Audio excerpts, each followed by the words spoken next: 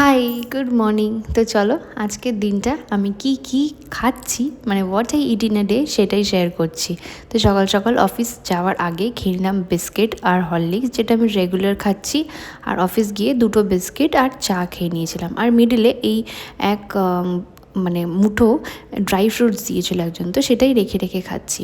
আর নিয়ে গেছিলাম এই যে একটুখানি স্প্রাউট আর কি স্যালাড।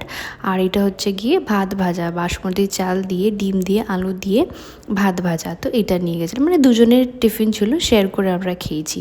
আর বাড়িতে এসে মাকে বললাম 2টো বিস্কিট দাও। বাবা এনেছিল বেগুনি, তো ওই বেগুনি চা আর 2টো বিস্কিট খেয়ে নিয়েছিলাম। বেশ খিদে পেয়ে গেছিলো, তাড়াতাড়ি বাড়ি ফিরে গেছিলাম। আর তারপরে ডিনারে খেয়েছিলাম এই ভাত।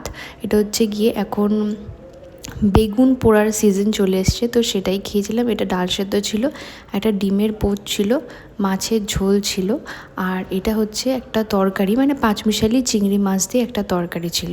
তো এই দিয়ে আমার আজকে পুরো দিনটা শেষ হলো, আর এমনভাবেই আমার দিনটা শেষ হলো। তো চলো বাই, আবার দেখা হচ্ছে কালকের একটা what I it in a day.